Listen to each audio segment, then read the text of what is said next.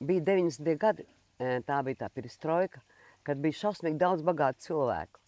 Un bija tā, ka pie manis nāca vienkārši, es atceros vienu cilvēku, kaut kur Manako, vai kur viņam bija zelta zobi visi. Viņš ienāca un teica, Laima, ko tu gribi? Tu man tikai pasaki, bet ko tu gribi? Es skatos uz viņu, domāju, tu man vari laimi dot. Iedod man laimi. Ņemt naudu, kur tu neesi nopelnījis, to es nekad neesmu darījusi savā dzīvē. Man bija šausmīgi daudz iespējas. Ļoti daudz iespējas. Es varēju dzīvot kā, nezinu, vispār nedomādam ne par ko. Bet mans liktenis ir, man pašai jāpelna, man ir jāpieceļās, jāpastrādā, un es saņemu. Un ar to es esmu priecīgi. Man neviens nevar paplikšķināt pa plecu. Ej, Laima, nāc šurp! Tas nav iespējams.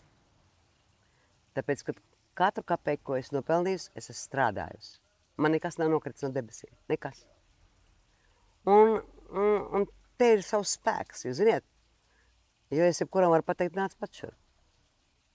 Un priekš manis tas svarīgi.